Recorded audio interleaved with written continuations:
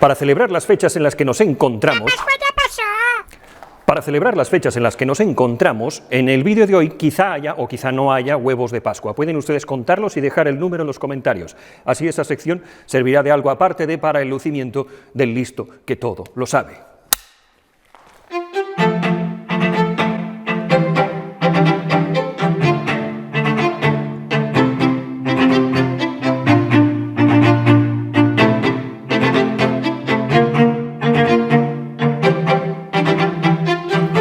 Buenas tardes, querides viejes lesbianes, chinas, queers, poligénero y pansexuales, reprimides y racializades, y bienvenidos al Club de los Lectores Muermos. A mi lado encontrarán un resumen de los apartados del vídeo de hoy para que puedan saltarse a la sección que les resulte más interesante. En concreto, en el apartado de temas encontrarán referencias al individualismo versus el colectivismo, la innovación y la tradición, y las metáforas y lecciones más obvias de la novela como haz tu sueño realidad, desobedece a la multitud, confía en tu corazón y ten cuidado de cómo los demás pueden convertirte en quien no quieres ser. Este es un libro muy especial por muchos motivos. Imagínese que es usted un editor de libros y viene un escritor que solo ha tenido un par de obras poco conocidas a sus espaldas y le propone una novela protagonizada por un pájaro y que versa sobre la inconformidad ante los valores del rebaño humano. Lo más normal es que coja un spray de pimienta y expulse al autor de su despacho lo antes posible. Sin embargo, hablamos de finales de los 60, cuando todavía se apostaba un poco por obras poco convencionales, controvertidas o medianamente creativas, y de alguna forma Juan Salvador Gaviota no solo se publicó, sino que prácticamente llegó a estar en todos los hogares de Occidente. En mi caso, la leí justo al comenzar mi adolescencia y me provocó una admiración sin límites que un libro entero pudiera estar protagonizado por una gaviota, que pudiera llegar a identificarte con ella y que pudiera leerse sin esfuerzo alguno. Hay un motivo por el que casi todos quedamos atrapados irremediablemente entre sus páginas. Richard Bach cuenta con que todos, en mayor o menor medida, creemos que somos unos rebeldes incomprendidos. Qué ilusos, ¿verdad? Como curiosidad, cuando se publicó por primera vez, la novela constaba solo de 3 partes y terminaba cuando Juan Salvador ascendía al cielo y dejaba a Fletcher para difundir sus enseñanzas. Es posible que la novela que haya leído usted sea esa, pero una nueva edición, publicada en 2013, incluye una 4ª parte que Bach escribió junto con el manuscrito original, pero que finalmente decidió no incluir en el momento de su publicación inicial. Sin embargo, al ver las formas en las que la libertad de pensamiento y la religión se han visto amenazadas en el siglo XXI, Bach decidió incluir la 4ª parte. O por lo menos esa es la excusa que puso. A mi entender, simplemente quería hacer un poco más de cash. Para la mayoría de las gaviotas, lo que importa no es volar, sino comer. Para esta gaviota, sin embargo, no era comer lo que importaba, sino volar. Más que nada en el mundo, Juan Salvador Gaviota amaba volar. Juan Salvador Gaviota no tiene huesos ni plumas, sino una perfecta idea de la libertad y del vuelo, no limitada por nada. Está subiendo a través del cielo con la esperanza de viajar a una velocidad de más de 60 millas por hora. Con el tiempo y con suerte es capaz de romper esa barrera, pero cuando llega a su propia bandada es recibido con ira. Los ancianos se avergüenzan de Juan por hacer cosas que otras gaviotas no saben hacer. Juan Salvador quiere quedarse y compartir su nuevo descubrimiento con todo el mundo, pero los ancianos lo tratan con desprecio y es desterrado de la parvada. Juan se va por su cuenta creyendo que toda esperanza está perdida. En su dolor se da cuenta de que si no aprendes nada, el próximo mundo será igual que este, con las mismas limitaciones y pesos de plomo que superar. Vuela mucho más allá de los lejanos acantilados. Su único pesar no era la soledad, sino que las otras gaviotas se negasen a creer en la gloria que les esperaba al volar, que se negasen a abrir los ojos y a ver. Sin embargo, en su camino se encuentra con otras gaviotas misteriosas que le aseguran que su talento es único y con ellas se entrena para convertirse en un ser independiente y orgulloso de sus creencias. Inundado de luz, Finalmente, Juan termina por convertirse en un mentor para otras gaviotas que están sufriendo sus propias bandadas, el mismo destino que sufrió él. Juan Salvador Gaviota descubrió que el aburrimiento, el miedo y el odio son las razones por las que la vida de una gaviota es tan corta, y cuando logró alejarlos de su pensamiento, vivió una larga vida. Richard Bach nació en 1936 en Illinois. Tras su primer viaje en avión a los 15 años, la vida de Bach cambió para siempre y se obsesionó con los aviones y la sensación de libertad que provocan. De joven, Bach sirvió en la Armada de los Estados Unidos y en la Guardia Nacional como piloto de caza, y tras su paso por el ejército, continuó trabajando como escritor y editor para publicaciones centradas en el vuelo y para compañías aéreas. En 1970, la vida de Bach volvió a cambiar cuando vendió el manuscrito de una novela llamada Juan Salvador Gaviota a la editorial Macmillan. El libro se convirtió en un bestseller y vendió más de 1 millón de ejemplares solo en el año 1972.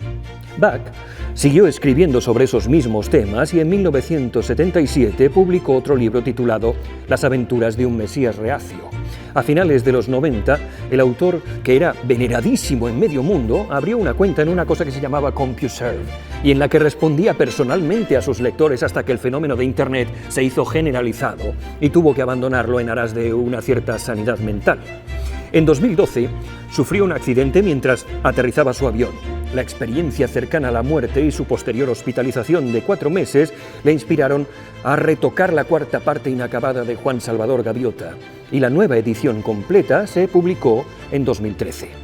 Como escritor, la obra del autor se centra principalmente en la libertad de volar y en las alegrías de la espiritualidad, y sus experiencias de la vida real se incorporan con frecuencia a sus novelas de un modo u otro. Juan Salvador Gaviota fue escrita a finales de la década de 1960 y publicado con gran éxito a principios de la década de los 70. La meditación trascendental, una práctica de meditación silenciosa con mantras y una técnica para el autodesarrollo y el contacto con el espíritu interior, se originó en la India en la década de los 50. Este dato será discutido convenientemente por el listo que todo lo sabe en los comentarios, y a esto no tengo nada más que decir que sí, tiene usted razón, yo no. La meditación trascendental se hizo muy popular a lo largo de los 60 y llegó a la fama gracias a la participación de celebrities como los Beatles. Los rasgos característicos de la contracultura hippie de los años 60, como el uso de psicodélicos y alucinógenos destinados a unir la mente, el cuerpo y el espíritu, dieron paso a una nueva era en la que se intentaba conectar con el mundo interior y trascender los límites del cuerpo. Juan Salvador Gaviota fue escrito en el apogeo de esta nueva era en la que la gente anhelaba conectar con las partes más profundas de su espíritu y probar los límites de la conexión entre el cuerpo y la mente. Como tal, el libro presenta temas de autodeterminación a través de la conexión con la mente y el cuerpo y el espíritu. Sin embargo, el libro también habla de los peligros de adherirse demasiado estrictamente al dogma o a la doctrina y permitir que las enseñanzas de otros interfieran con esta búsqueda del yo. Juan Salvador Gaviota fue un bestseller enormemente popular desde los primeros meses que siguieron a su publicación, y a lo largo de los años ha atraído a un gran número de fans y ha alcanzado un estatus casi totémico como un cuento que destaca la importancia de la libertad personal, la conexión con el yo y la extensión del amor y la bondad a los demás. Al mismo tiempo, los críticos han llamado la atención sobre su enfoque facilón de las complicadas cuestiones filosóficas y las alegorías bíblicas. El libro se ha comparado a menudo con textos filosóficos menos conocidos, como el Tao de Pooh, de Benjamin Hoff, que presenta a Winnie the Pooh como un taoísta, o El Zen y el arte del mantenimiento de la motocicleta, de Robert Pirsig, que sigue a un padre y su hijo en una excursión veraniega en moto. Entre los textos populares que también presentan un trasfondo alegórico cristiano se encuentran El gran divorcio, un sueño, de C.S. Lewis, y la serie de novelas Superventas de Josué, de Joseph Heathcote. En cuanto a novelas que mantienen un tono místico sin que sean necesariamente novelas místicas y que pretenden regalarte una enseñanza sin que se sepa exactamente que te la están regalando, la obra cumbre del género es sin duda El Principito, de Saint-Exupéry, publicada en 1943. El sesgo de conformidad. Es posible que hayan ustedes oído hablar de Solomon Asch, un psicólogo social que en los años 50 hizo una serie de experimentos sobre la presión del rebaño, que suele ser tan fuerte que nos puede llevar a pensar algo en contra de nuestros propios principios. Uno de los experimentos era especialmente divertido porque planteaba a los sujetos la frase: la libertad de expresión es un privilegio, no un derecho. Una sociedad puede suspender la libertad de expresión si se siente amenazada.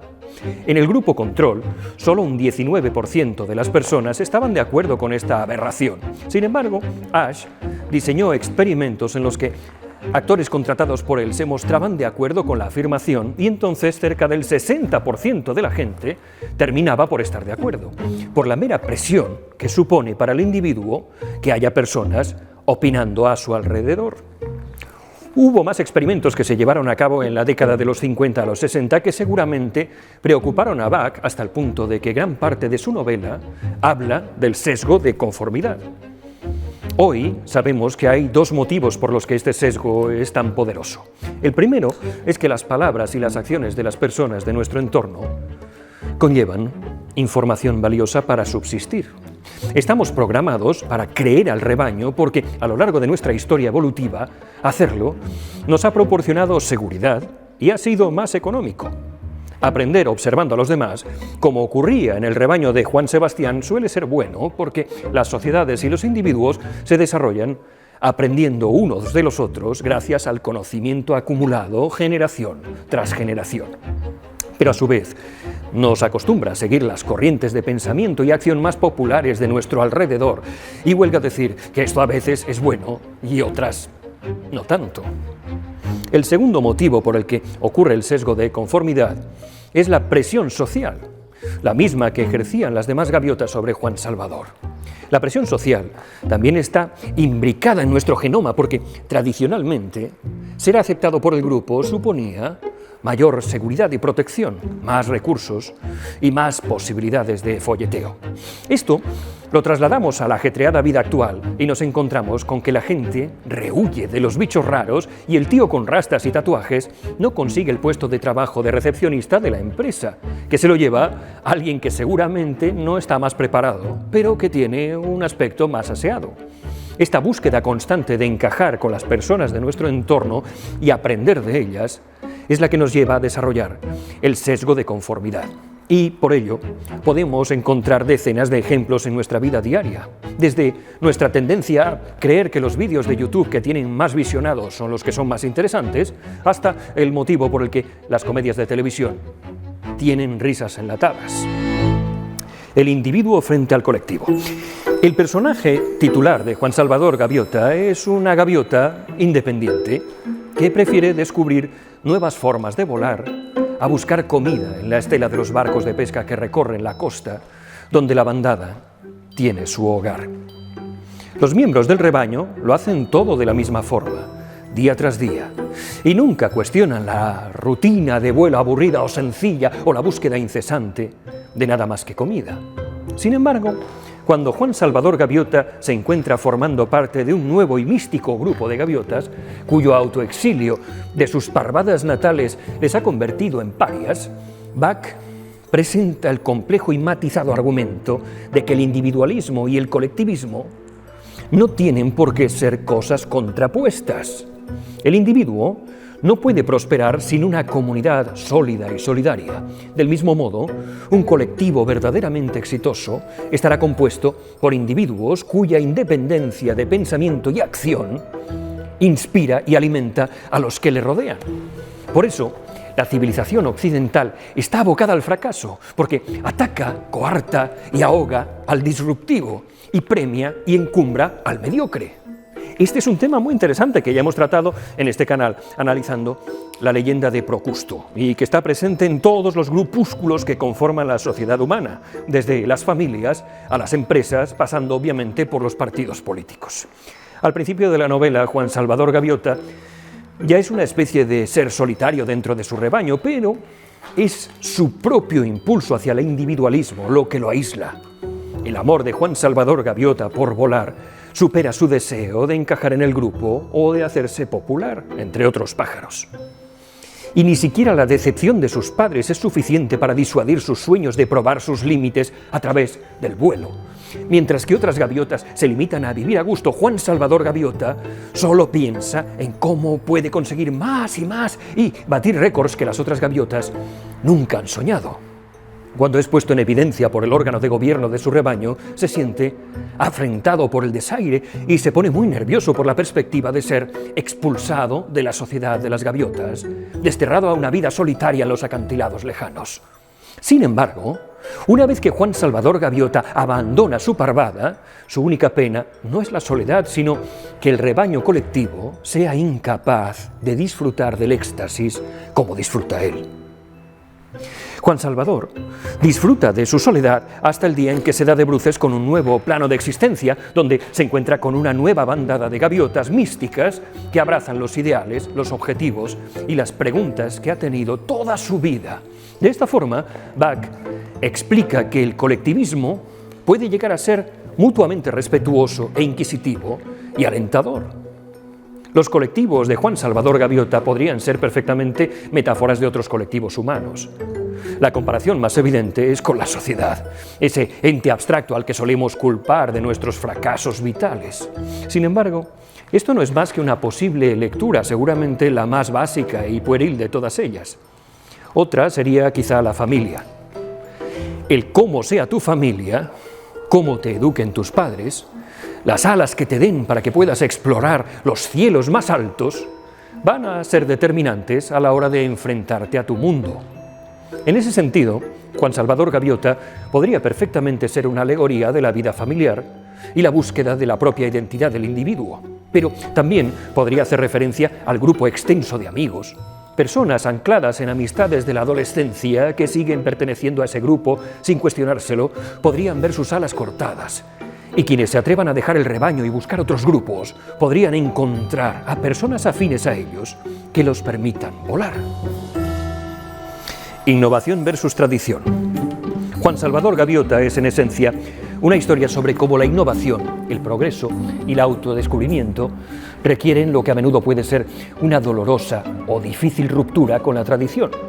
Anhelando liberarse de las rígidas y aburridas rutinas de su rebaño y convencido de que la vida es algo más que cazar para comer, Juan Salvador Gaviota se aleja no solo de la zona de confort del rebaño, sino también de la suya propia.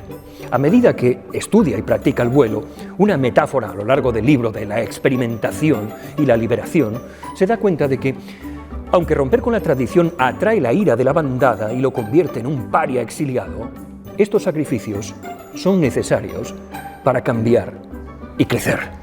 Esta es la forma de Richard Bach de criticar la tendencia de la humanidad a buscar la conformidad en lo familiar o en las respuestas fáciles, y argumenta que este impulso está directamente en desacuerdo con el sacrificio y el coraje necesarios para la verdadera innovación. El protagonista anhela romper los límites, cambiar el statu quo, ir donde ninguna gaviota ha ido antes y hacer lo que ninguna gaviota ha hecho. La velocidad, para el protagonista, es el medio para esa innovación. Sin embargo, en lugar de la gloria, el reconocimiento y la capacidad de transmitir sus conocimientos a su bandada, Juan Salvador es avergonzado públicamente y luego expulsado. Y esto lo lleva a encontrar una nueva sociedad que lo acoge. De este modo, Bach pone en relieve la realidad opresiva y asfixiante de la excesiva adhesión a la tradición y argumenta que la superación de esta opresión requiere un paso valiente, aunque aterrador, hacia lo desconocido. La autodeterminación a través de la mente, el cuerpo y el espíritu. A través del viaje iniciático de Juan Salvador Gaviota hacia su autodescubrimiento y su autodeterminación, Bach utiliza al protagonista para expresar el argumento de que el yo, el producto de la mente, el cuerpo y el espíritu en perfecta armonía, es una entidad ilimitada que alcanza su máximo potencial cuando se unen en armonía unos con otros. Al principio de la novela, parece que el viaje de Juan Salvador consistirá simplemente en aprender trucos aerodinámicos cada vez más complicados. Sin embargo, a medida que avanza en el conocimiento, llega a comprender que el tipo de luz más rápido que permite el transporte de un lugar o un tiempo a otro en un abrir y cerrar de ojos solo puede lograrse si se comprende que el cuerpo la mente y el espíritu están conectados. Entonces logra hazañas de vuelo que nunca jamás había soñado. Una de las frases más famosas de la novela va precisamente en ese sentido. Tu cuerpo entero, de un extremo del ala al otro, no es más que tu propio pensamiento, en una forma que puedes ver. Rompe las cadenas de tu pensamiento y romperás también las cadenas de tu cuerpo. La transformación espiritual del protagonista ha sido vista por los lectores de Bach como una alegoría de los poderes del pensamiento positivo e incluso los intentos de trascendencia espiritual y filosófica a través de la meditación. La controvertida tendencia espiritual del libro y su asociación con la contracultura hippie de finales de los años 70 y principios de los 70 ha sido considerada como facilona por muchos de los críticos de Bach, pero no obstante refleja una creencia muy real que sostienen muchas personas espirituales, que el cuerpo, la mente y el espíritu están unidos y que solo si uno se da cuenta de ello puede alcanzar sus objetivos más amplios de felicidad, unidad y paz. La historia de Juan Salvador Gaviota es una especie de cuento con moraleja que pretende demostrar que la línea que separa la innovación beneficiosa de la revisión radical de la sociedad es muy fina y que cuanto más se adhiera la sociedad al concepto de tradición, más difícil será incorporar la innovación de forma suave e intuitiva a un ecosistema conservador y firmemente ordenado. A través de la historia alegórica de Juan Salvador Gaviota, Bach sostiene que el crecimiento y la innovación son un proceso continuo. Una chispa de innovación puede crear una ola de cambio, pero la cerilla que formó la chispa en primer lugar debe volver a encenderse constantemente o la sociedad volverá a caer en sus formas perezosas y facilonas. Lo mismo que ocurre con las sociedades, ocurre también con las personas. En ese sentido, la novela nos invita a reinventarnos todos los días, a cuestionar a la manada y a buscar nuevas formas de alcanzar los cielos. Hasta aquí el Club de los Lectores Muermos de hoy. Intenten ustedes ser felices y si no lo consiguen por métodos convencionales, muy pronto analizaremos La metamorfosis de Franz Kafka y El amor en los tiempos del cólera de Gabriel García Márquez. Y, como es habitual en este canal, mientras esperan por otras ediciones del Club de los Lectores Muermos, se publicarán otro tipo de vídeos y de formatos que tienen todavía menos interés que el análisis y la crítica literaria. Hasta que nos volvamos a ver, bendiciones y buenas noches, aliades.